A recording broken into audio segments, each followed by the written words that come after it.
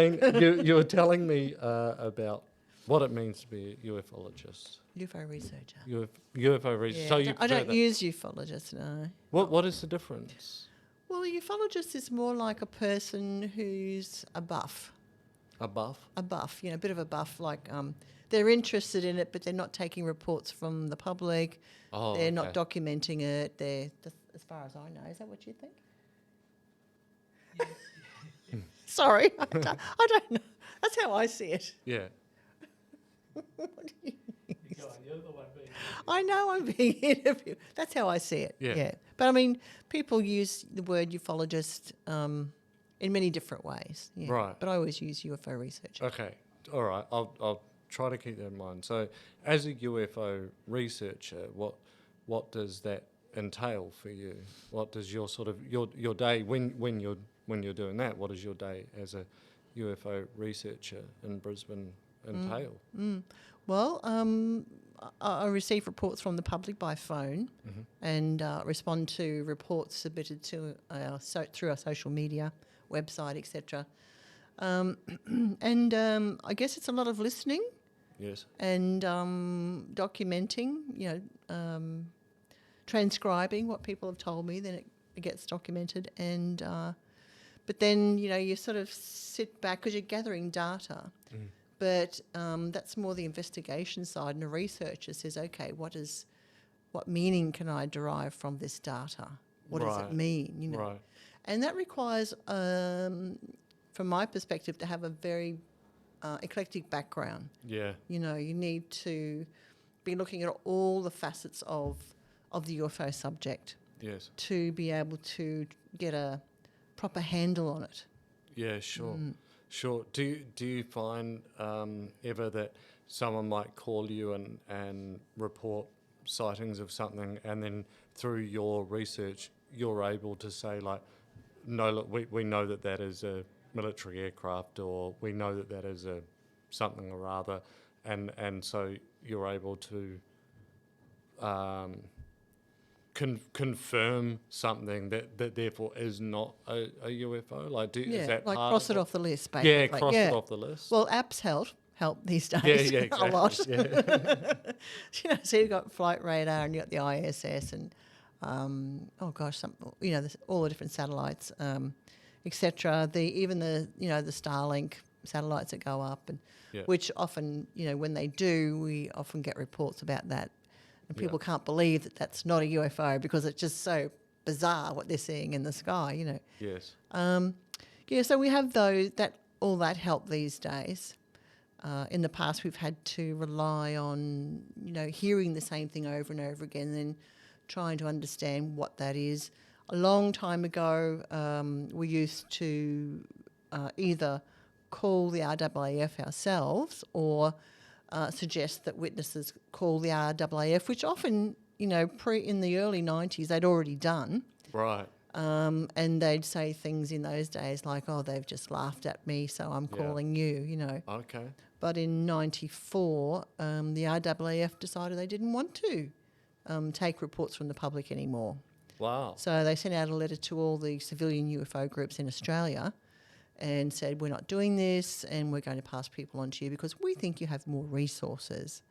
I don't know how they got that idea. So how long have you been doing this? Since 1988, 34 years. Holy shit. I was 6 years old. Oh, really? I was born in 1982. Yeah, turned 40 this year. Right. Wow. That's For a while. Yeah, wow. Yeah. What led you to it? In my 20s, I was doing a Bible study course. I was at that phase in my life where I was gone on a search for God, basically. And I was studying the Bible and reading the scriptures. And as I did, I started to reinterpret angelic visitations as more akin to close encounter reports. Gotcha. I thought that makes more sense to me. So E.T. Yeah. Yeah. To ET visitations. So, Yes.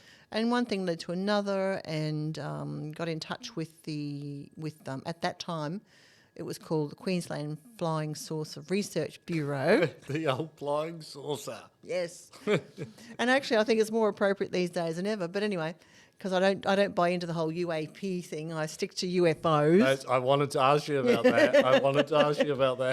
But now it's called UFO Research Queensland. So, and we're about extraterrestrial life. We're not about unusual aerial phenomena. Right. That's not what we're, because that just sort of diffuses the whole subject. It does, indeed. Yeah. So, so you were in the mid 80s. You were going through some Bible study, Yes, sort of finding that path, and through that started to maybe view it slightly differently from what Father Ted was telling you. Yeah, absolutely. And actually, in fact, before I got into UFOs, I'd been studying near-death experiences. Okay. Which actually came up later when I was, boots on the ground going out interviewing people. Right. And about their sightings. Yes. And in those days mostly. And they'd be telling me things like, I'd say, have you had any other unusual experiences, meaning UFOs in my mind, other UFO experiences. And they'd say, well, it wasn't UFOs, it wasn't aliens per se, but I did have this strange experience where I died and I left my body, went down a tunnel, blah, blah, blah. But I sort of wasn't making the connection between the two subjects at that time. So I was putting those extra stories on a bench somewhere in my mind, compartmentalising them until probably maybe about 10 years ago. Oh, wow. Okay. Yeah. Oh, actually, no, sorry, that's wrong. It was 1995 when I was running a Centre for Growth and Personal Development, and I actually ran a night on an event about near-death experiences. Okay. And then a woman came along and she told me about a really unusual experience where when she was out of her body, she saw a spaceship, a classic spaceship. Okay. So she was in a non-physical form, then she finds herself in a spaceship on a slab or a table being investigated by extraterrestrials, what she called extraterrestrials, doing some sort of examination on her, and then she's up and she's out and she's back at home. So, and that was 1995, and I'm thinking, where do I put that? Yeah. This is 95. Like, we hear about these things more these days. Those days we didn't make those connections. Yeah. And it was like, what is that? Like, what did I just hear, you know?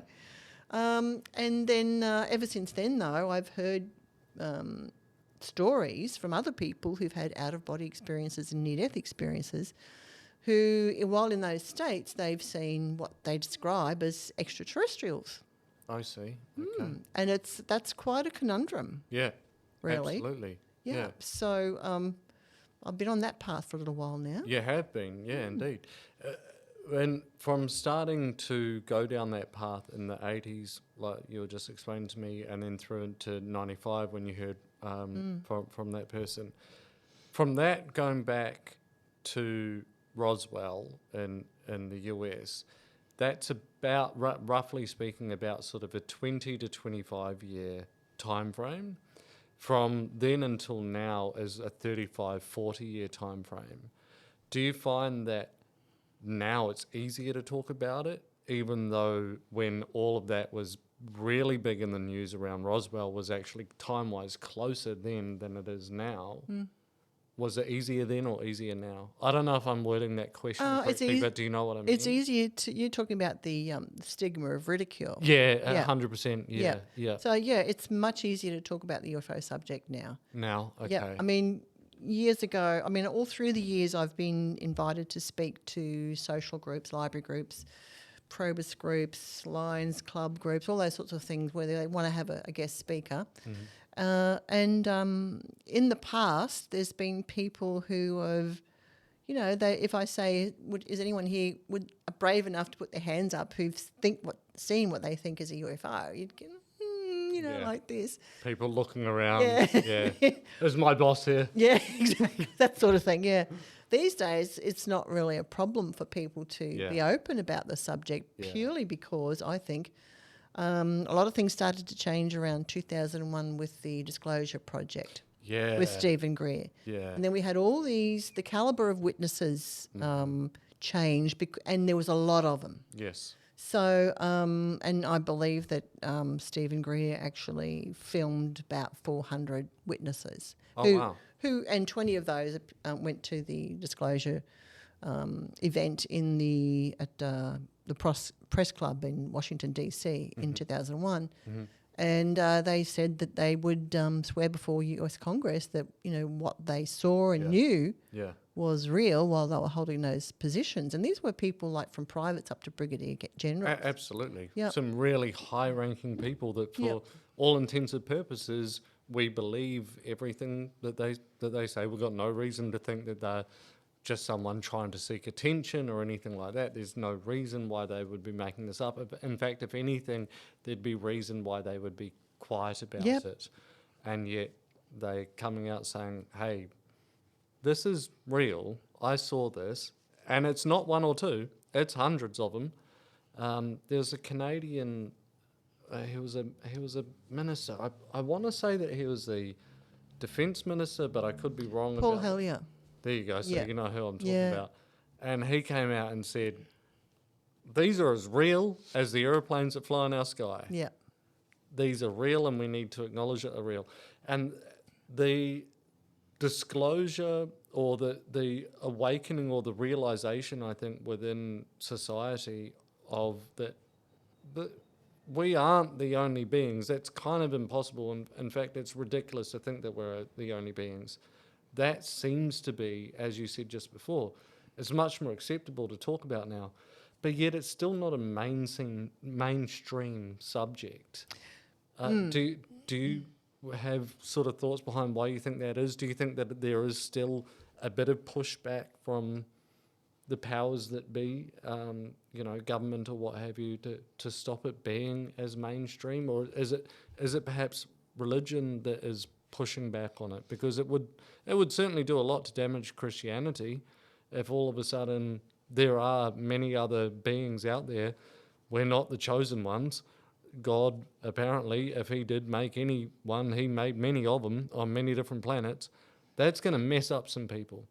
So, Some people, not Yeah. as many as you think. I don't think. well, yeah. But it depends how fundamental the group is that people belong to. Sure. Yeah. Sure. But if I could just back up a bit, back to around 2000, I noticed that, that was around the time when scientists did an about face or started to do an about face.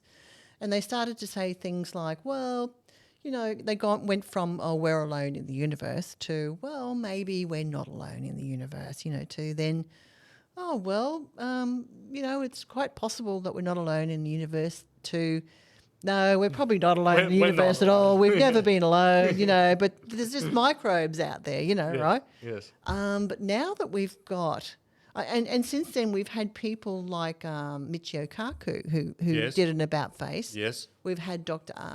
Avi Loeb, who is quite keen to promote the idea that the object that came into close proximity to our solar system is Oumuamua, and he believes that wasn't some sort of a possibly abandoned extraterrestrial spacecraft. Oh, wow. Okay. And we've had people like, this is a Harvard doctor, Yeah, right? exactly. A Harvard scientist, and we've had like people like Dr. John Mack who's talked to people who've had close encounters, and he said, oh no, there's no sort of psychosis or any sort of mental aberration that I'm aware of or anyone's aware of that would cause people to believe in ETs or say that they've seen them when they haven't, or that sort of thing, Yes. So there's been this high caliber of people, and it's growing these days, particularly because I'm actually involved with ISA, which is the International Coalition for Extraterrestrial Research, which is an online international UFO group, basically research group, That's cool. and it's the first one ever, a truly international group. Wow. So there are people on there from many different countries. Wow. And there's scientists on there, well, that are well known in their field. They may not be Sure. well known by the public, but Sure. they're well known in their field. Yes. So, and so and they have connections and people are coming. Like there's a well-known astronomer who's said that people in SETI are coming to him and saying, "What's going on with all these UFOs?" Yeah. They've actually become more engaged in the subject. They're curious. Yes. They want to know more about it. Like, maybe it's not garbage after Yeah. all. Maybe there's something in it. Yeah. And then now we've got all these, UFOs that are being seen off the west coast of the US over the Yep. warships Yep. over there. And they're not Russian, they're not Chinese. We've got Well, all the pilots who are saying, exactly. "Hey, we've seen this, and this is dangerous because these things are. Yeah. We've got to actually divert our flight path because Yeah. some of these things will hit us." Yeah, and that's right. And this is one of the things that has been said since the 40s is that from different, mostly US based, but nonetheless, generals or pilots or what have you, but army related, military related people, it always seems to be around. Not always, sorry, but often around military involvement. And then the question is, are they stopping us from annihilating ourselves? I kind of think that there's a high chance they are, and I also therefore wonder if we are actually their garden. I actually wrote a song based on it, but the idea that we were put here by them. So in effect, in a way, they're children, in a very loose sort of term, but that we're here because of them. And so just like parents, if they start to see their kids getting they'll let them roughhouse a little bit, but if they start getting to the point where one of them might get really, really hurt, they step in. And this seems to be sort of happening with these ETs where someone's getting a little bit trigger happy and a little bit too close to that potential nuclear button, and then all of a sudden something from outer space, so to speak, is stopping it from happening. Yeah, I would agree with that to a point. I would add to that it's more likely that we're their experiment. Yeah. And they don't want us to kill ourselves Yeah. off because they want to find the results after so many Yeah. years, of Yeah. what's going on here. Because, there's so many reports of people saying that they see ETs collecting samples, of plants, soil samples, rocks, wildlife, and we know they certainly collect samples of from animals and Yeah. humans Well, with the yeah. abduction experiences. You Yeah. know.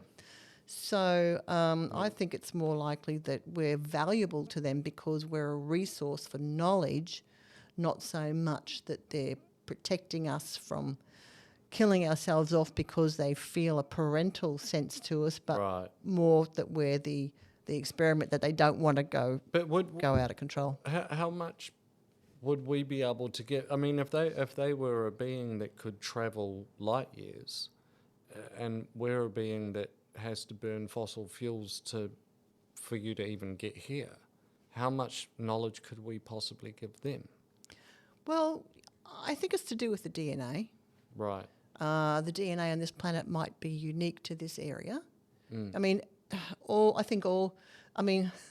I've often joked that maybe there's a cosmic black market for DNA out there from planet Earth, and who knows what's being traded out there in the cosmos. I don't know. Yeah.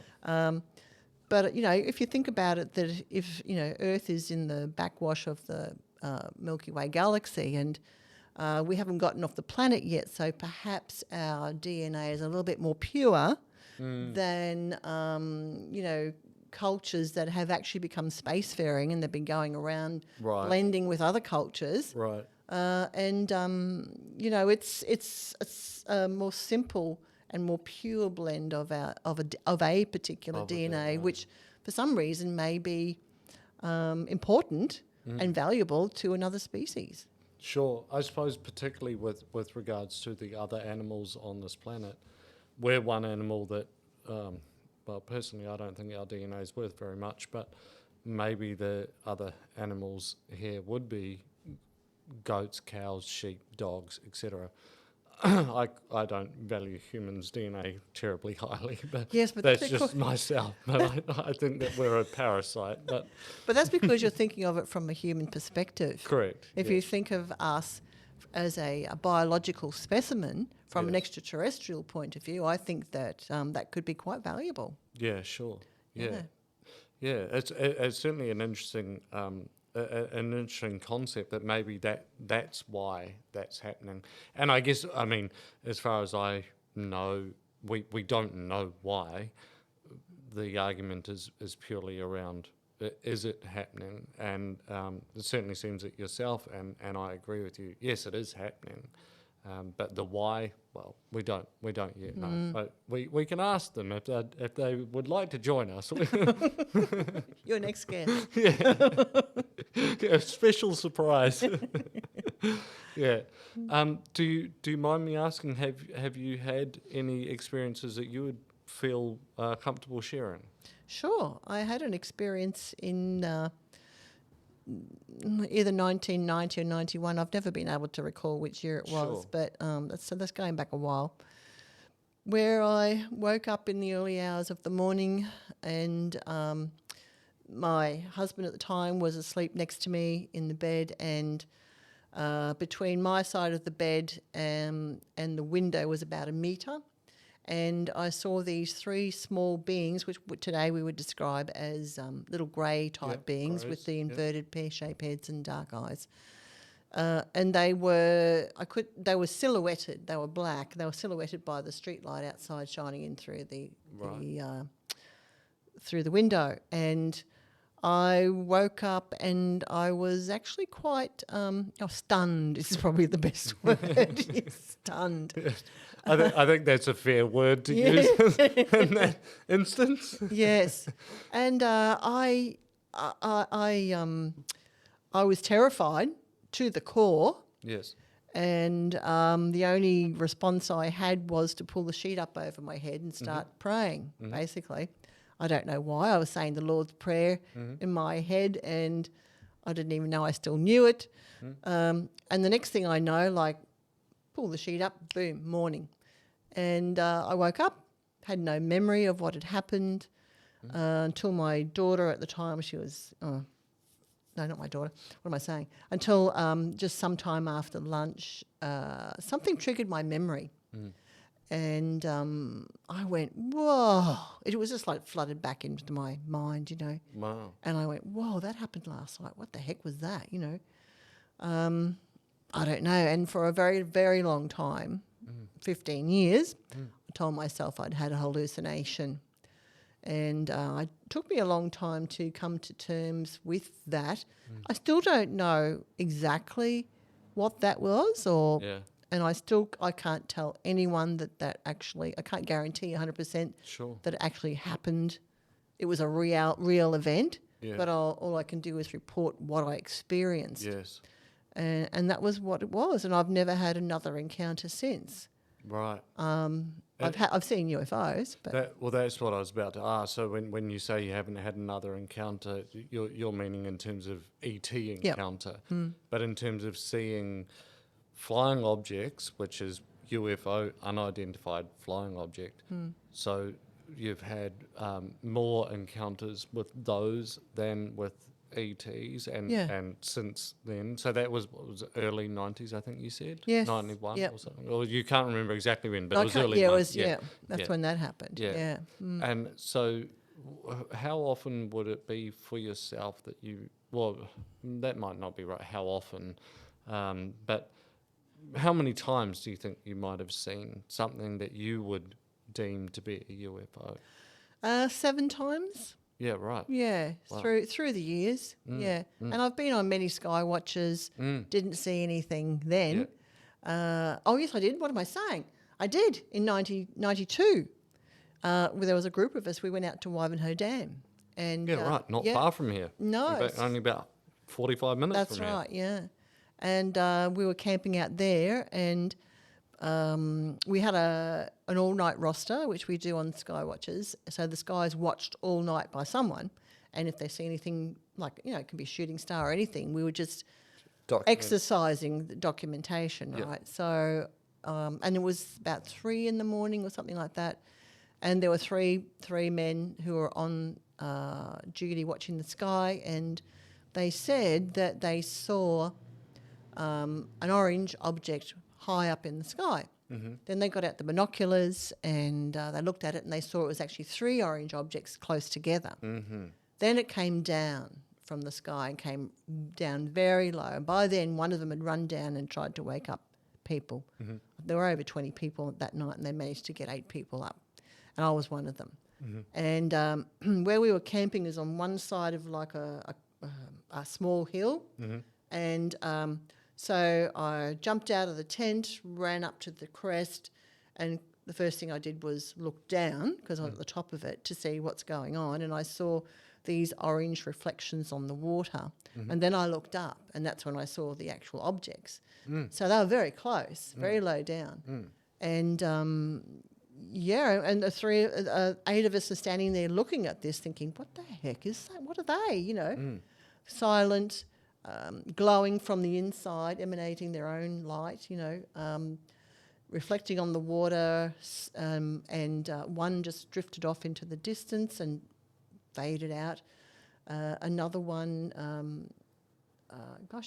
I'm told this story a few times, it's starting to get a bit blurry. I better write it down. Well, it's been a while, as you said. It has, yes. 9 Another one just went out, switched off like a light switch had gone. And then another one came down on the other, because we were camping on one sort of piece of land jutting out into the water. Then there was an inlet, and then there was another piece of land. So it came down on the opposite side. So some of the men got in a car and drove over there to see if they could find any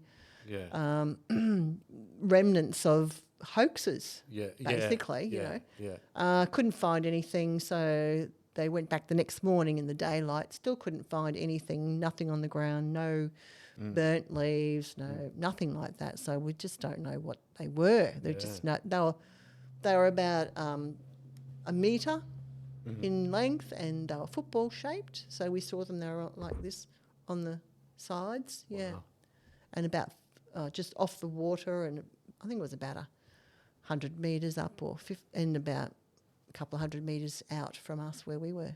Wow. Maybe 50 metres down, Wow. That, did you see object or just light? No, yourself? There was, we could definitely see the football shape. Okay. We couldn't see any structure. Yeah. We just saw it was like akin to an orange glowing coal. That's what it was exactly like, but in a football shape. Wow. That's crazy. I've not seen, myself, I've not seen object, but I've seen lights that to me didn't make sense. To me, they didn't make sense. So if you don't mind me sharing, so I saw, this was here in Brisbane. I reckon it's about 10 years ago. So what are we, 2022, so 2012. Yeah, that'd be about right. Give or take a year, at about 10 years ago. So I was at my friend's place in Nudgee on the north side, and they had just a little balcony that looked back towards the city. And we happened to be sitting out there having a beer, and we saw these lights that went up 1, 2, 3, 4, 5, and all very perfect and very straight up. But as they went up, they became one. So they didn't go up and then there's 5 lights. They just went up and now there's 1 light, and that was straight up. And then they went 1, 2, 3, 4, 5 out to the side. But at that stage, they went out and became very perfectly in line. And then they kind of sat there for 5 or 6 seconds, and then real fast shot off, really fast. So in my mind straight away, I'm going, UFOs, this is amazing. But my friends go, no, it's probably helicopters. I was like, well, helicopters don't do that. They can do that bit, but they can't do that bit. And fighter jets can do that bit, but they can't do that bit. So, like man-made, it's kind of like you can explain one but not the other. You know, you can explain that one but not that one, or that one but not that one, or whatever it might be. But there was just something about it where I was like, that doesn't look like anything that we would do or whatever. But I was only seeing lights. It was too far away for me to see object-only lights. So unfortunately, as much as I'm a huge believer, like no one will ever convince me that UFOs, ETs, etc., aren't real. I've not had the same experiences that you have. So I love hearing about them. But that little bit of experience that I have had, I found was quite amazing. Is there a sort of a thing that people should do if they're wanting to see, like you're talking about, you yourself and a group went to Ivanhoe Dam, and did that camp out and took turns looking at the sky. So basically, someone was always watching. Are there things that people should do, or certain times of the year, or times of day, or anything like that can really sort of help people see what it is that you're seeing? Well, we found over the years that UFOs were often seen over large bodies of water. Yes. Sometimes they were seen over high-tension power lines. But basically, we would always pick a spot where, we could just see almost 360 degrees of the sky. Really, I mean, you got to look where they are. Yeah. So you're going to have It's a big sky. good viewing point, yeah. And one place around Brisbane to go is out at O'Reilly's Lookout, which looks out over the Samford Valley. Okay. A yeah. very big open sky there, or you can go to the beach. We've been to Bribie Island, down on the beach, down to Wellington Point, down out to Atkinson Dam, anywhere where you can get a really good view of the sky. Yeah. One of the funny things we found was that you would think that you would see more UFOs in summer, but because people are out. Right. Yeah, they're out at night, they're walking around, But at one stage we found that there were more UFO sightings in winter.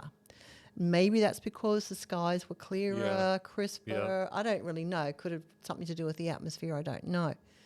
But often people would report seeing them in the early hours of the morning, typically around 3 o'clock when people got up to go to the loo.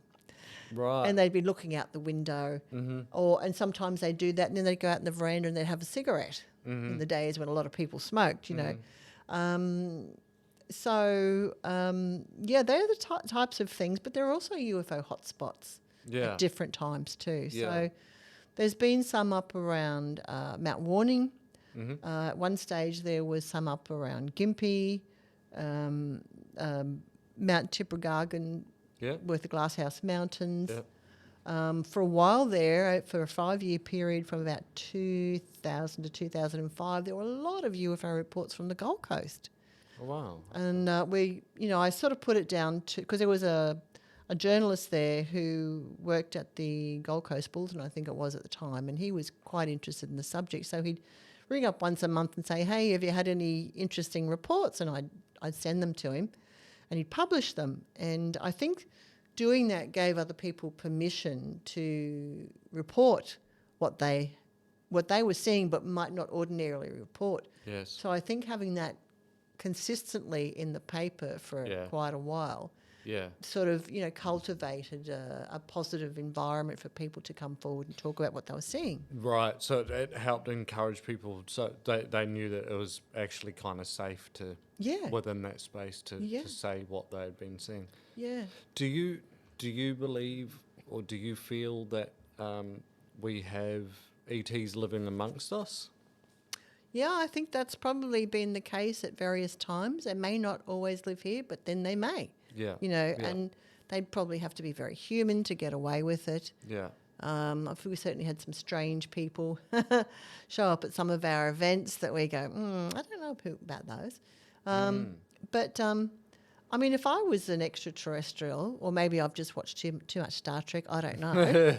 But and I wanted to walk among the people for some reason, for some unknown reason. It may not just be to watch or observe, maybe to get something, to find something, to access something. I don't know. Maybe they're on holiday. Maybe they're having a break. Yeah. Day off.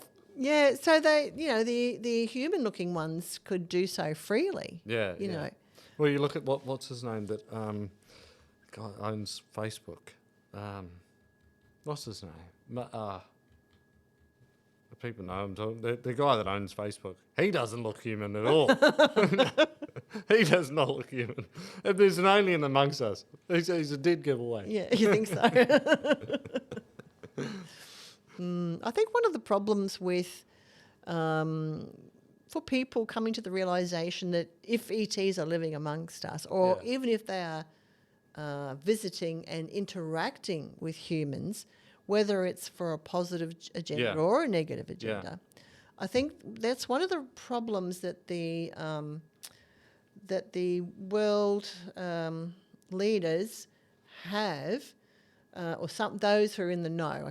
They're not all in the know. No, of course not. No, but a handful are. And I think that might be one of their concerns about coming out and disclosing that we are not alone in the universe, because how do you tell a population that ETs are here and basically we can't do anything about it? Because the first thing people are going to worry about is, are we safe? Yeah, exactly. Right? Are we safe? Well, the US won't. I think the US won't acknowledge that publicly because it's basically saying that they're no longer the superpower, and they're not going to do that. And they've never been that. No, they've never been it, but they're not going to acknowledge that. No, it just opens up a big can of worms. Oh, yeah. And they can't say... And like I say, religiously, as I was saying before, religiously it destroys a lot of that. And it's just too much that would undo for them. Yeah, they can't tell the public that, we can't defend our skies. Yeah. No, that's not happening. Yeah, and yet they've gone ahead and created Space Force. I know. But I'm sure it's nothing. They're going to spend trillions of dollars on Space Force, but it's nothing. We just did it just thought we'd spend some money. Yeah. America's a whole nother can of worms. Topic for a different... Is there anything within... And I was going to say I don't want to go down the conspiracy route, but we're actually talking about what is deemed conspiracy anyway, so... Is there anything within society, be it modern or ancient, that you think was alien influence, or when I say alien, obviously I mean ET, influenced or even just directed by ETs as opposed to humans? So take, say, for example, Stonehenge or the pyramids or Machu Picchu or anything, whatever it might be, Atlantis, whatever it might be. You're talking ancient aliens here. Yes. That whole ancient alien theory. Exactly. Yeah. I certainly think that there are things, monuments that today, engineers are saying, well, I don't know how they did that because we couldn't do it today. Exactly, like the pyramids. Yeah. Yeah, that's one example. There's other huge stone monuments that, the stone weighs tons. Yeah. And how the heck did they lift it? Yeah. They wouldn't even have cranes today to lift it up. Exactly. How do they do it? Yeah.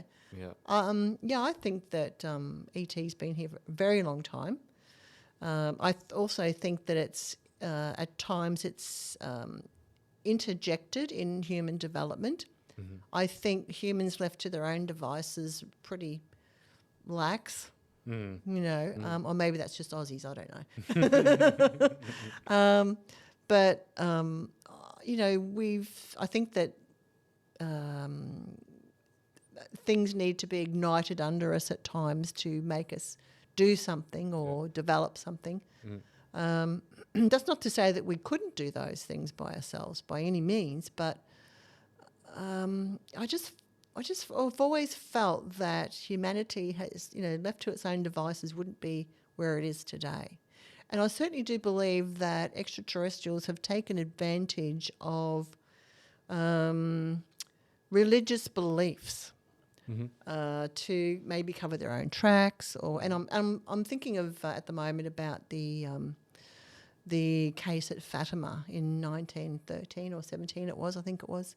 And there's an excellent book written called Heavenly Lights, which actually re-examines the whole Fatima case. And the authors went back to the original Portuguese documentation, descriptions of what people saw at the time, and the children and all those sorts of things, and the descriptions of the Virgin Mary that supposedly came out of the sky from somewhere. And actually, she's more like an extraterrestrial than some sort of angelic being. So I think that in that case, for some reason, at various times, aliens take advantage of these situations in various cultures for some unknown reasons. Unknown.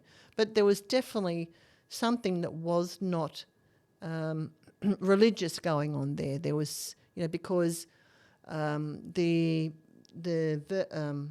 Virgin of Fatima who appeared to the children, and then she gave the children a date where it would be some great thing would happen, and by then this children's story had gotten out, and then, thousands and thousands of people came to this particular event. Yes. It was pouring with rain, and a UFO went over.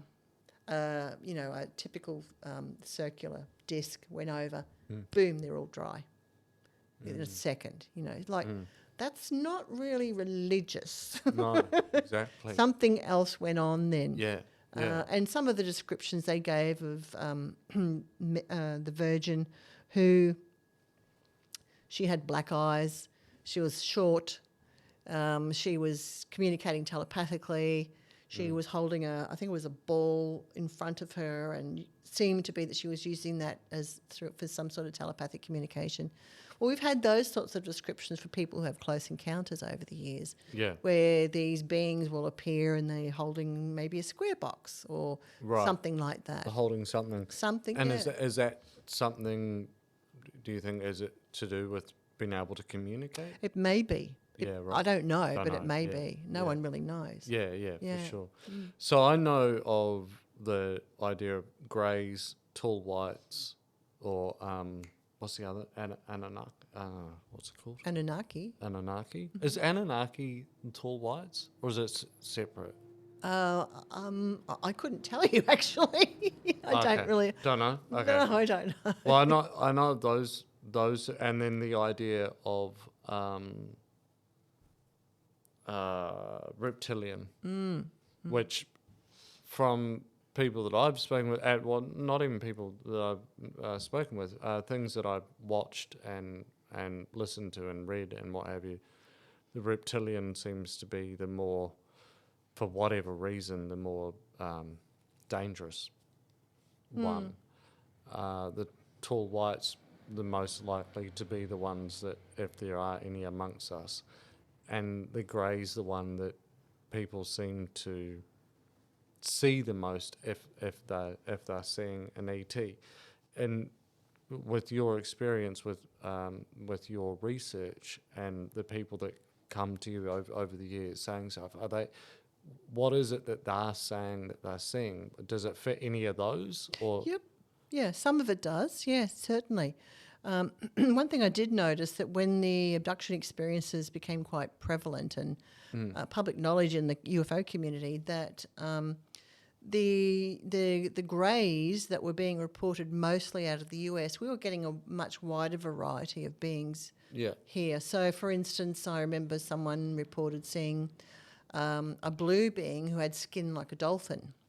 wow, Another one had it was like a grey, but it seemed to be how could you say independent thinking, whereas a lot of the little greys seem to be either have sort of like a collective thought or that sort of thing, right, she described the fingers as soft as kid leather, Like, I don't know if you've ever actually felt the fingers of otters. I have. I haven't. They are no. so soft. Really? Softer than a human baby. Wow. Yeah, it's so soft. And so she said they were just silken, the fingertips, you know. But people have reported different beings, some more human-like. Yeah. But you could tell they weren't human. Yeah, you sure. know, There was a giveaway. Something about them, Yeah. their jaw was a different shape, or their eyes were a different shape, or something like that. But a little bit more human-looking than the greys. Right. So there's been a wide variety reported over the years. In fact, a researcher, Gary Opert, who's a biologist, he actually put them into categories of the different types of beings that people have reported because there were so many. Yeah, right. So is the bulk of your research around the flying objects themselves, or more about what's potentially driving those objects? Oh, yeah, definitely. The occupants always has been. Yes. Yeah. Yeah. But I have to tell you, what I'm really interested in is, how do we... I read a lot of the contactee literature from the 50s and 60s when I first got involved in the subject. Yes. And to me, some of those books were like handbooks for dummies on planet Earth, you know. Right. How to evolve and not blow yourself up, basically. Right. You know. Yes. So I was really interested in how do we get from where we are to where those extraterrestrial civilizations are in their development. You know, how do we move from from our technology was expanding and evolving, but our social sciences and our spiritual science weren't. Right. You know, the technical science was, but the other two prongs of that weren't Right. developing. And how are we, and as far as I can still see, we're still developing technology, but Yeah. not the other aspects. So, and there's, we're going to get off planet Earth one day, and our civilization we might become a multi-planetary society eventually. But how are we going to then interact with other cultures who are cosmically based, not Earth cultures? How do we do that successfully? How do we remain human and have, our human identity, but go out into the cosmos, into a galactic neighbourhood, and interact with others who aren't like us? Yeah. Because we're struggling with it already. We haven't even got off the planet. Well, exactly. We don't even know how to conversate or live in harmony with each other, from one made-up country to another. Many years ago, kings and queens drew some lines on a map, and now all of a sudden we hate each other for it. It's ridiculous. I don't blame the ETs for steering clear at the moment. Well, I think they've gone away for a bit because we just don't get the reports that we used to, the amount of reports. And I think they've sort of said, well, we've spent some time with you for a little while, checked out our experiment, and we've decided we'll come back in down the track when you're a little bit more evolved and see where you are then. Maybe that's happened. So are yourself and people within the same community as yourself finding there are less sightings in the sky these days, and also less actual interaction? Like, so you got your UFO sightings and then your ET interactions. Both of those dropped? Yes. Okay. Yes, they've dropped off considerably. Right.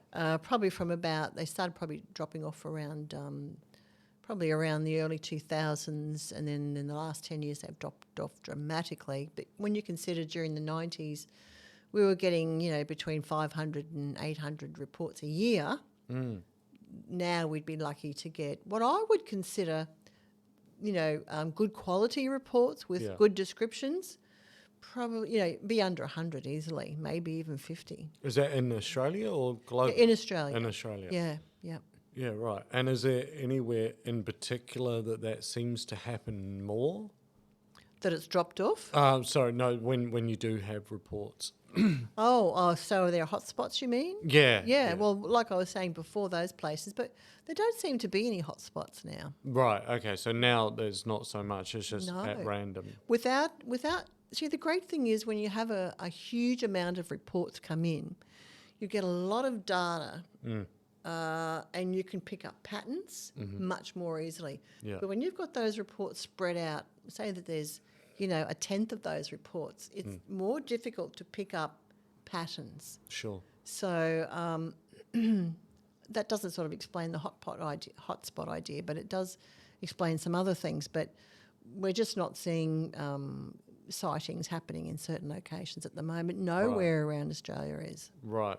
Right. So do you also conversate with people like yourself that it may be in Sydney or in Perth or Adelaide or wherever it might be, and they're finding the same thing, that it's just, it's really dropped Just off. quiet, yeah. Yeah. But that's the way of the phenomenon. Yeah. It'll during the 50s and the 60s and the 70s, probably more the 60s and 70s, but there were a lot of reports. Then there was a bit of a lull. When I came along in the 80s, I think we'd only had 40 reports in that particular year. Right. In 88. And then the 90s came and boom, they went off the charts. Wow. Now they've gone quiet again.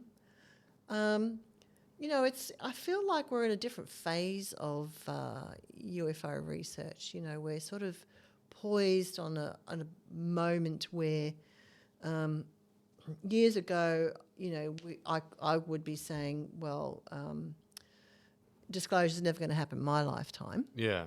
I still don't think it will, but I think there is a bigger push for that now. Huge push, actually. Well, Huge full disclosure may not, but disclosure is definitely happening. There is more and more, as we were talking about earlier, there are more and more generals or, people of authority coming out and saying, look, despite what I had to sign when I was in office, I'm no longer in office, and I'm telling you that these things are real. Yep.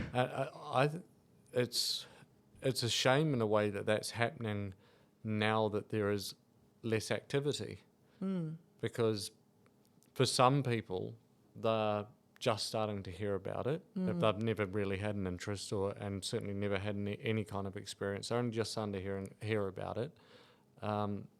But now when they go outside and look up to the heavens, they're not seeing anything. So they kind of go, all right, well, back to Facebook, go about their lives. It's fine, but it's I think it's a real shame that the beginning of what I feel like is the beginning of disclosure is happening while the skies are quiet. I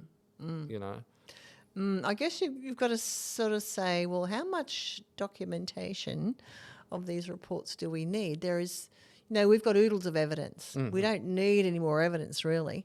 No. That's what I say. I think we're in a different phase now where we've done a lot of data gathering. Well, at least while it's quiet, because that could change any time. Yeah, exactly. Any time. Exactly. And I think that as our technology advances, maybe ETs will become more interested in that. How do you explain what's going on with with those warships over in the US and those objects that are flying around? Not just now, been doing it for years on a daily basis. Yeah. And they said that when they noticed that when they upgraded their technology, that's when it all started. And okay, so what does that mean? And our technology is not going to go backwards. It's just going to keep advancing in leaps and bounds. Constantly advancing. Yeah, so they may come back anytime soon. We just don't know. Yeah, well, I look forward to it. I hope they do. I welcome them with open arms. Ooh. I'm thinking Independence Day. I don't know about that. Yeah, no, I don't think they're anything to be afraid of. I'm more afraid of humans. I know what humans are capable of. And yet you can still walk down the street and not be attacked. Well, this is true. Yeah, thankfully, we live in Australia. Yes. Although shop not far from here was robbed at gunpoint only 3 weeks ago. Oh, wow. At gunpoint, not far from here. And so we had police walking, asking the people had seen anything or what have you. Nope, not seen anything. Just like a UFO. Mustn't exist. Yeah. We don't have guns. Yeah. No, look, it's an incredibly fascinating subject, and one that I personally, it's something that I've just always had a deep interest in, and I've always found I was raised Methodist, and then my father and mother and whatever switched to Anglican when I was young, so then all of a sudden I'm not Methodist now, I'm Anglican. So, all right, now I'm Anglican, whatever that means. And then I became my own person, and I was kind of like, yeah, I might just leave that to you guys. And I think part of that journey of my own life has been learning about things that aren't of this world, which is what religion was trying to teach me anyway, the idea of things that aren't of this world. I find it to be a subject that people, I hope, are at least open to looking into, and I do understand that for a lot of people, they've never seen or experienced anything, so it can be a bit like, well, but what are you talking about? This is crazy. But even if you just remove the idea of visitation, if you just look at our one tiny little blue dot planet in this just ridiculously huge cosmos, the idea that we're the only intelligent being, personally, I think it's the most egotistical thing that humans can think. But also, it just doesn't make any sense. It doesn't make any sense. There is nothing in this world or even in this universe of which there is only one of. There is nothing. Everything there is multiple of. So there's got to be multiple of intelligent beings. How intelligent or how far away they are, or whether or not we do have constant contact with them, I can't prove. I know what I believe and what I have seen, and I hope to see a lot more. And you obviously know what you believe and what you've seen and what you experience, and along with your colleagues and the people that you talk with. So I guess I hope that people at least look at this subject with an open mind, and if they do see something where they're wondering like, oh, I don't think that's an aeroplane, and it certainly isn't a helicopter, what should they do? Well, they should report it to us for a start. How do they report it to you? They can do it through our Facebook page, UFO Research Queensland Facebook page. They can call us on the Brisbane number, which is 33761780. When we fix our website, which has just crashed, they can report it through there as well. We're also on Instagram and Twitter, which doesn't get used a lot, but we're there. We're certainly on YouTube as well. So cool. There's lots of different ways that people can contact us. What's your YouTube channel? UFO Research Queensland. Okay. Everything's UFO Research Queensland. UFO Research Queensland. Yeah. All right, cool. And edit, I'll remember to put that link on the video. Yeah.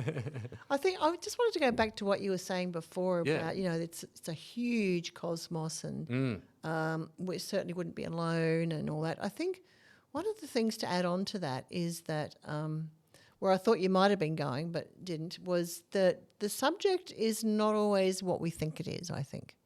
I think that keeping an open mind, as you suggested, is really good.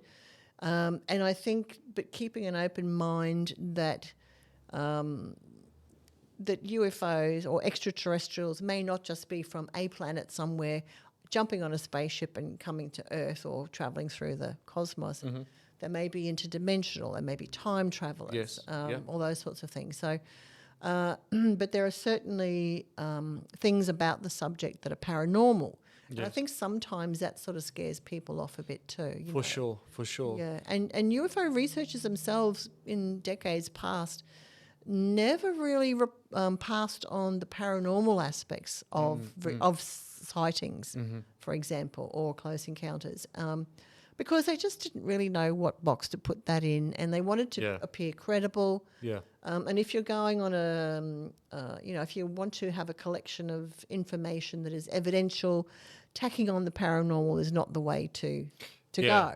Right? Yeah, it can scare people. It can make people sort of think like, oh, here we go. Yeah, You know. like let's get out the tinfoil hat. Yeah, you know, exactly. And, Yeah, which I that's think I right. do have one, but anyway. Well, I was going to make just for a bit of fun. I was going to get some tinfoil and make a little tinfoil hat for our little skull man here on the camera. I was going to put a little tinfoil hat on just for a bit of a laugh, because if you can't laugh at yourself, what can you laugh at? But anyhow, I forgot. But I had I've heard this, and I've sort of wondered like, oh, maybe the idea that when we see ETs, that it's actually us, not necessarily you and I us, but humans us from the future traveling back. I'm totally open to that. I guess what I was getting at is that you've got to be open to the idea of ETs. Where they're from or what they're doing, fucked if I know. Yeah. But the point is, you've got to be open to the idea at first to be able to explore the ifs, whats, whens, and whys. Yeah. Yeah, absolutely. Yeah, and that's that can be a hard pill to swallow. But UFO researchers knock on many different doors in many different ways to try and approach the public and educate the public about the subject. Yes. And you did ask before, like, why are I think you were sort of hinting at why don't we something about I can't remember what you were hinting at, but I was going to say. That's all right. But I'll just say what I want to say anyway. Just don't ask me to remember. No, but I think it was, why do people find it hard or take so long to catch on to the UFO subject or be up? And I think that like I heard someone on the Science Show on Radio National many years ago who said that any sort of scientific breakthroughs, a new scientific information that comes out is usually about it takes about 20 years to permeate out into the public mind, because there's not enough scientists to actually talk about it and spread the information. And I guess you've got to probably change a generation's worth of thought as well. Yeah, and I think the same thing, we're going through that now with UFO research. Right. At least in Australia, because there are a lot less UFO researchers now than there have been in the past. People have either left, retired, died, and the... Maybe got abducted. Who knows? Who knows? Got sucked up and yes, who knows? to the mothership. Who knows? But the next generation and the generation after that to come along and take on the mantle of what we've been doing, which is actually documenting these things. Yeah, it's not coming up because they're. I mean, but we're also doing things differently now too. Like there are podcasts, right? Yes. And there are a lot of social media pages, Facebook pages particularly for UFOs, but those hubs don't actually collect and document that information. So while people are getting the side of them that it's a catharsis really to be able to share these experiences with other people, but it's not helping us continue to document it. Yeah. But then again, I'm asked myself, well, how much documentation do we need? Like I said before. Yeah, exactly. As you said, like, don't we have enough? It's I believe American, but maybe Canadian. Well, either way, North American. Dolores Cannon. Yeah, you know who I'm talking about. Surely. Yeah, she stayed with me. Yeah. Are you fucking serious? Before she passed away, yeah. You met Dolores? Yeah. Holy shit. Yeah. That's cool. I've read several of her books and watched a lot on YouTube, because obviously everything's on YouTube now. That's why I love YouTube. But watched a lot of her. It's Mountain. Was it Mountain? something. The conference, you mean? Yeah. Ozark Mountain Ozark Conference, Mountain. yeah. Yeah. I've watched a lot of those videos that have, you know, that they were, most of them were done pre-YouTube, but they've since been put on Yeah, YouTube. yeah. Wow. So you met Dolores? I've met a lot of the well-known UFO researchers who stayed at my house because we've brought them out here. That's cool. Stephen Bassett, Richard Dolan, people over the years, I can't quite remember now, but yeah, lots of people. That's awesome. Okay. I forget what I was going to say. I was like, so have you heard about this lady? So, anyway, I got nothing. That's really cool. That's really cool. I thought that, one of the books that I read, Dolores' books, I honestly, I can't remember the name. I wish I could. But anyhow, she, for those watching or listening, Dolores Cannon is not only UFO research, but also in terms of ET communication through living human beings like you and I. And there's a book, I wish I could remember the Was name there an of it. alien on the cover? No, it was as garden related. Yes. No, I can't remember the name, but No. I think I know what you mean. I'll try and remember to find the name, and I'll put a link to it or a photo of it in the edit. But anyhow, don't remember where I was going with that. The idea that, so she would, it's not hypnotizing, but people would kind of like go into maybe a trance-like state and then be able to connect with ETs through that. So it's not even at that point really that ETs are visiting here, but that person's conscience or at Their least psyche. subconscious is going there. So I think that that's also something that is worthwhile acknowledging as well, is that it might not even be that, because we think, because we live in a 3D world, we kind of think that people or things have to be here. If they're not here, then they're not real. Yep. Right? But it could just be that, like, I think I've had more experiences asleep than what I have awake. In fact, I know I have.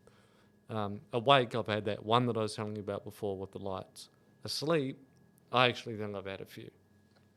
But was I just dreaming? Well, technically, yes, I was. I was asleep. I was dreaming. But when I woke up, I know the difference between a dream and an astral travel. I know that difference. But it's an impossible thing to explain to someone because it's not here. Like this beer that I'm enjoying is here, right? I can show you that it's here. That side of things is really, really difficult. So if that's kind of where we're at with the phenomenon, then how on earth would we ever be able to move past where we are now unless more and more and more people experienced it and accepted it for more than just a dream? Yeah. I'm not asking you to give the answer. Yeah. I'm just sort of saying it as a loose Yeah. statement. Yeah. You know, it reminds me of people in the 90s who were going into altered states of consciousness while they're in the company of other people, and they just zone out. Yes. And they'd later report that they'd had contact with ETs, and yet the people who were with them would say, well, no, You didn't nothing go happened. anywhere. You didn't Yeah. go anywhere, Yeah. and I didn't see anyone come here. Yeah. But you were just sitting there with your eyes shut, zoned out, Yeah. like you're meditating. So then people can just say it was a dream. Yeah, so it could be dismissed. But actually, what I've found over the years is that through the abduction experiences, and, you know, people are often compelled to get up from watching TV, for example, and go outside and look up in the sky. Oh, hallelujah, we see a UFO. Well, what prompted them to do that in the first place, right? Yep. So I think that extraterrestrials are certainly, they're master mental manipulators, that's what I call them, of the human mind. Yep. They can make us see things, think things, do things. They can look at us and make fear go away, for example. Or just touch us like this, and the fear that we may have felt by being in their presence and having a shock just disappears. And it can be replaced at times by feelings of being overcome with love, for example. So they can control things about us, and it makes perfect sense to me that if they have been studying us for a long time, they've figured out a lot more about us than what we have. Yeah, sure. You know, Sure. so they can use our consciousness in many different ways, and they can communicate with people telepathically, which people often say they have. Exactly. But to that person, to the outside world, that's a subjective experience. Yes. You can't prove it. That's right. You can't prove it. That's what I was getting at before. So therefore, those ETs must be like light years ahead of us in terms of development or evolution or whatever. They must be light years ahead of us. Or maybe it's just that they evolved completely differently from us. Yep. Maybe they're not carbon-based. Yes, you know? true. Yeah. Maybe they just... I mean, I don't know. I mean, we are a young planet, and certainly as a species, we're young. We're very young. We've got animals on this planet that live with us that are way older than us. Crocodiles, for example. Way older than humans. So we know just based on this planet that we are a young species. Humans are a young species. If beings, intelligent beings, whether they look human or not, if they are capable of travelling intergalactically, whether it be through wormholes or whatever, the point is that they can leave whatever planet they're from and come here. They've got to be strides ahead of us, particularly if they can then interact with us through a way that we don't even know how to do. So if it's telepathic, they've got to somehow surely teach us how to be telepathic for that moment. So if they're capable of doing all of that and coming to visit us or perhaps even living amongst us, and according to a lot of people, maybe being taken away, which loosely or commonly is called abduction. It's also known as just being an experiencer, and I think that's dependent on the person's experience. If it was negative, they often call it an abduction. If it was a positive thing, they call it an experience. So whichever one you want to call it. But if they're doing all of that and capable of that and capable of coming here, what do you feel? Or maybe you don't have a view on this, but do you have a view on why? Why are they doing this? To what end? To what purpose? Why are they here? Yeah. Or why are they? Yeah. Why do they do that? Because a lot of people think they're going to create the next world wars. What if they've been coming here for that long, since back in ancient Roman times and probably before that? If they were that advanced back then to get here, if they wanted to harm us, so why wouldn't have they already done it? So, what is their reason? Yeah, it's one of the bones I like to pick at and gnaw on from time to time, because a lot of people have had, let's just focus on abductions, right? Yeah. There was a big split in the UFO community during the 90s when there were a lot of reports, a lot, all around the planet. Yeah. And we probably didn't hear about, over 50% of them because of the language barrier, right? Yeah. And people just being scared to even say it. Talk about it, yeah. Or they went to their church, told their pastor, and said, "Oh, it's a demonic, we better exorcise it," that sort of thing. Yeah. So I think that, so there was a big split in the UFO community, and a lot of people saw the abduction experiences as positive, even though then they likened it to going to the dentist. You don't like it, there's pain, but it's for your good. Right. Then other people said, no, that's not the case. This is not the way that advanced civilization should be conducting itself when it's making contact. And I tended to go with the latter. Mm-hmm. So, but they were abducting human beings for a 10-year period, regularly all around the planet.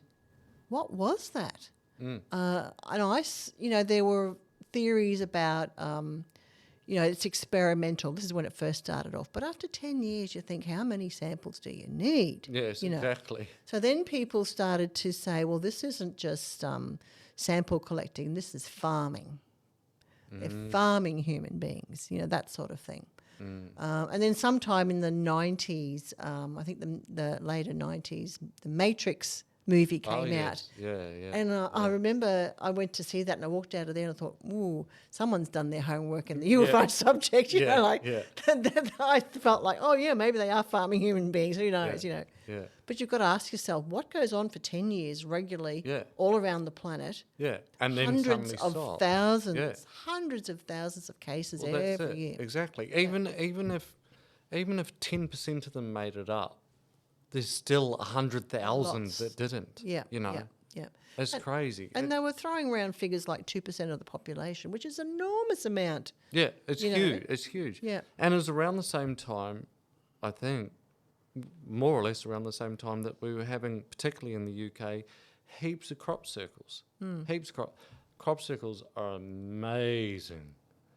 Amazing. And every now and then I'll talk with someone about it and they'll be like, the farmer. There is no way that the farmer did that. No human did that. You can see the ones that are made by humans. They look like shit. The real crop circles are not made by humans. Like, just look at them. They're amazing, amazing feats of art that, like that, they just appear. Amazing. But it was around that similar sort of time so there was a lot of activity. And I think it's a real shame that now there just isn't as much. I wish we could somehow ask them, like, hey, what are we boring now? What's happening? Where did you go and why? Or have you got the information you needed? As you're saying with the farming, have you got the information you needed? I mean, if we're doing a study on, let's say we get a few different butterflies and we put them in some jars and we do a study. Once that study's done, we're not interested in them anymore. I don't think that they've disappeared for good. No, but they're not as frequent. Yes, and because they've had a long-term interest in humanity. Yeah. You can see it in ancient religious art, for example. Yeah. There are lots of UFOs painted into some of those paintings, artworks. There's a particularly really interesting piece of art. I think it was done around 1710 by an artist called Art de Gelder, or Ed de Gelder, whatever, hanging in the Fitzwilliam Museum. And in, where is it? Is it in the UK? I can't remember.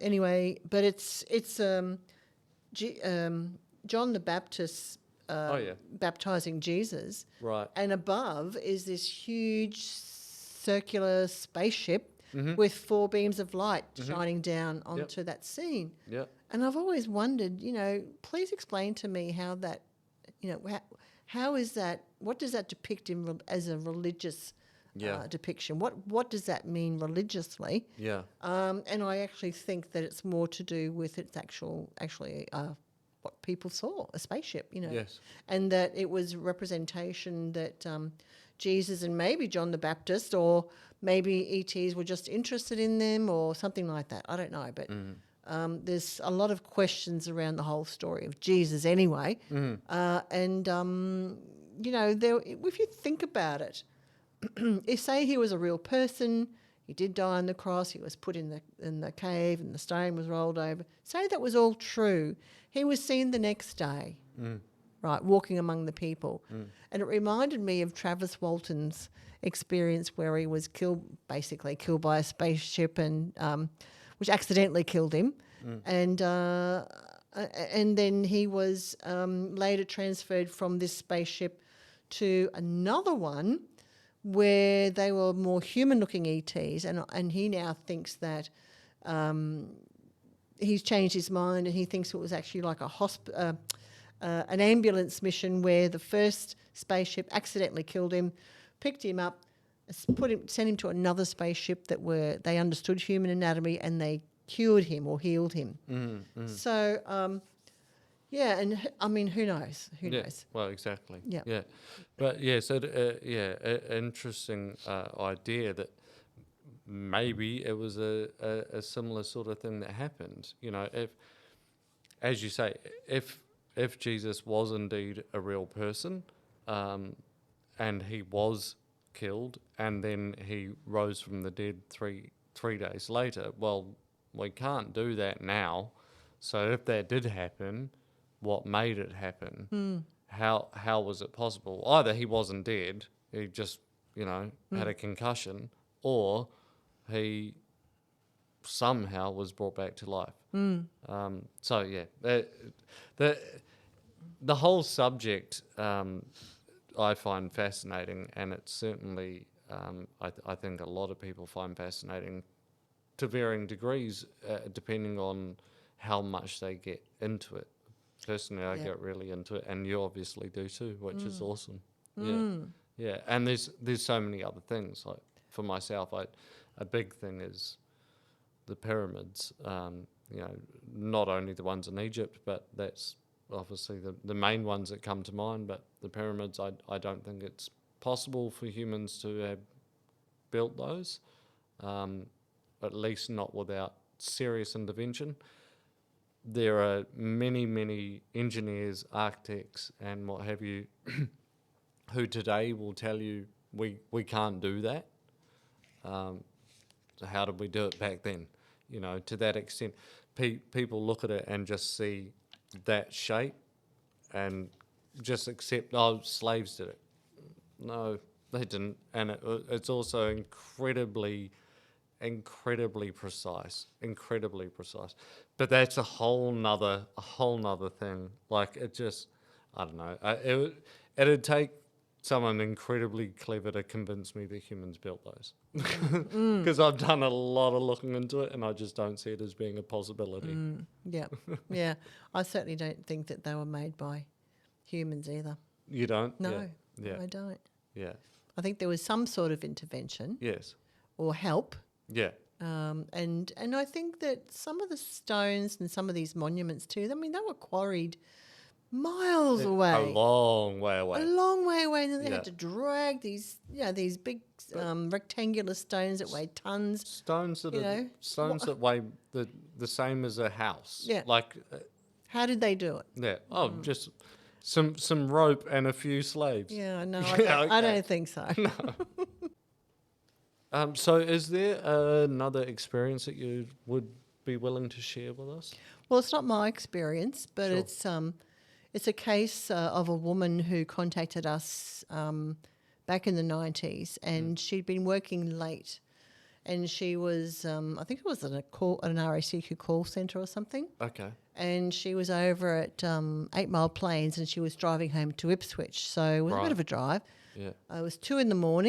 when she was driving, and as she was driving, she saw this light off in the distance. Anyway, she came to she was driving through Ipswich, and she came to a red light. There was a car in front of her, and the UFO had come up next to her vehicle. Wow. She described it as silver. I think as she said, no seams, rivets, anything like that. It was very sleek. It had a light out the back of it, and it was about the length of her car. And she said she could have put her arm out the window and she could have touched it. Okay. Wow. So then the light changed. The car in front left, and she left. The object sort of took off, and she was sort of watching it as she was driving towards home. And then she lost sight of it at one stage. Then she got to the top of her street, and she could see, her house was just a few down, I think it was, and she could see that the UFO was hovering directly over her neighbour's garage. So she pulled up into her own driveway and she was a bit scared about driving into the yard and getting out of the car and going to the front door.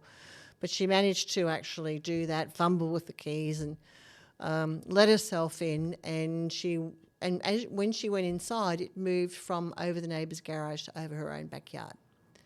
And that was when she called us. And she told us what had happened already, and then she was watching the UFO and she was describing what she was seeing. And what had happened was all this time that it hovered over the backyard, I think it was about an hour, something like that, she said it lit up the yard like daylight. The neighbour's little dog was constantly yapping at it, not knowing what the heck it was. And then after an hour, it moved off, and then it moved right away. And anyway, she the next morning she rang again and told us that she went out to the backyard and she found a foot of water or 30 centimetres of water had disappeared from her pool. A big mango tree that was nearby, over the next little time, it died off, and the little dog lost all its hair and it died within a month too. Oh, God. So it was a really good case, not so good for the dog, but a really good case in that there were all these features and physical evidence that something had been there. And she actually said to her neighbour, "Did you see that huge light, that the previous night?" She said, "Did you see it?" And they said, "No, we didn't know anything about it." Wow. So they didn't pick up on the dog barking? Or? No, nothing. Wow. But it's an important case because it shows that there is evidence of ground trace evidence. The water was missing, the tree died off, and which had been there for years and years and years, and all of a sudden, boom, it dies off. Yeah. And the little dog died. The dog died. Yeah. In the USA, there was in the past, I don't know if it's still the case, but there certainly was in the past, particularly around the time of when the Skinwalker Ranch was a really big thing. There was a lot of incidences of animal mutation. Particularly with cattle, but I believe quite a lot of different animals. Do you know if we had similar here in Australia? We have, yes. Right. There was, I'm just trying to think where it was, but recently, I think it was earlier this year, that there was a fellow UFO researcher down in Victoria had a cattle mutilation report that came in where someone had been walking through a property and they came across this cow that was obviously dead, and it had its, I think it was its lips, eye and anus removed from its body. And then there was, I think last year, there was... Oh, we're talking really recent? Yes, this was this year, this one. Yeah. Oh. Down in Victoria. And then last year, I think it was, there was someone in Queensland who had lost cattle, and he found one and he thought, he just sort of fobbed it off really, because he thought that, I think he thought there was like predation, some sort of animal had gotten to his cow. Like, yeah. But he had found other cows over time who had parts of their body had been removed. Because the type of removal we're talking about, it's not like just a wolf or whatever, just like attacking and killing, and it's these are more often than not in these instances, it's almost like surgical removal, right? Yeah, it's very precise. Yeah, like it's freaky. If it's a person doing it, that person's not right in the head, and if it's not a person, then it's another cow with thumbs. Well, and scalpels. Yeah, the interesting thing with cattle mutilations is that there's no scuffle marks by the animal, because when an animal goes down and it's on its side, its hooves are gouging into the ground to try and get up or whatever, and none of that's found, Yeah. The other thing is that flies will there will be no flies on some of these cattle. Oh, wow. Yeah. Wow. Which is Whereas interesting. normally there'd be thousands Yes, of flies. exactly. Yeah, especially in Australia. Yeah. They've been completely exsanguated, so there's no blood in the animal. Oh, wow. Things like that. There's no blood around the animal. Mm. In the States, I know that at some stage that there were fluorescent markings on the animal as well. Yeah. Don't know whether that was to do with humans or with aliens. I'm not really sure about that. Mm. But there have been other animals have been found to be mutilated. Like at one stage, there were cats in England that were being found mutilated. I heard a story some years ago of a gentleman who said that there were kangaroos being mutilated up in the Gulf. Yeah, right. So, that it's, I think a lot more of it happens than what we realise. And Yeah. Australia is such a big continent. It's huge. So there's so many A things lot can of go people on. don't realise, even people here in Australia don't realise just how big this piece of land is. It is huge. So a lot of things can be going on out in the Yeah. bush, Yeah. that we will never hear about. Yeah. Never. Yeah. Exactly. And so, when she says bush, Outback. Outback, yeah. The outback, the desert. Yeah, here we call it bush. It's not a lot of bush. No. Yeah, the outback, the desert. Yep. But yes, it's, we've got deserts the size of countries here. No shortage of land for weird things to happen. And I'm sure that there are a lot of weird things that happen that unfortunately would be humans doing it. But I'm sure, personally, that there are a lot of weird things that are happening that humans aren't doing and we don't know what are doing them. Unfortunately, when it comes to that sort of mutilation stuff, it's not a nice thought. It's not a nice topic. It is a reality. That's right. Yeah, yeah. And there's probably a lot more of that going on in Australia, away from the coast, Yeah. than we know. And the only reason that we find a lot of these things happening, or we become aware of these things happening in Central Australia, for example, is because there are people there who actually gather some of these reports. Yes. For example, there was a lot going on at Wycliffe Well during the 90s as well. So there was a gentleman who used to run the roadhouse there by the name of Lou Farkas, and all the tourist bus would come in and they'd stop off there and they'd buy something to eat or whatever, and use the facilities, and they would tell Lou that they'd seen something in the sky. They'd all seen something in the sky, and to the point where every busload that came in, there'd be someone who'd reporting something, and he actually started collecting those reports, and then he got in touch with us, and he would one of our team were contacting him every few weeks to see what was the latest reports that he'd received as well.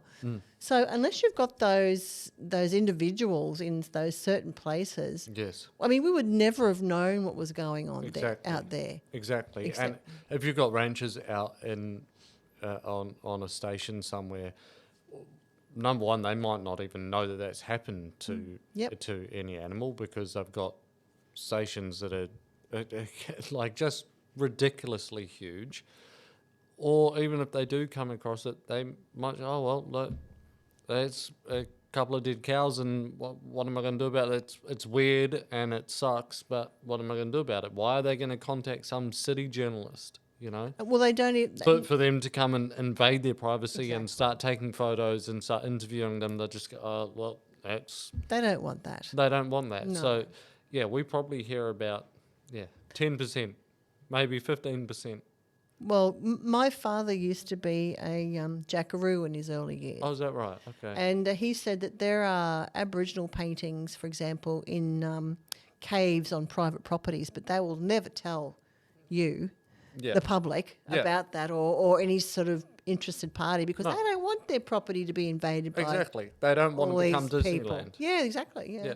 And understandably, they know it's there, and that's that. But look, thank you so much for being here. I would love it if you'd like to come back again and keep us abreast of what's happening in the sky, and what's happening with this whole subject in general. It's been a real pleasure meeting you, Sheryl. I greatly appreciate it. Well, thank you very much. Thanks for having me. And yeah, keep looking to the skies, everybody. You never know what you'll see. That's right.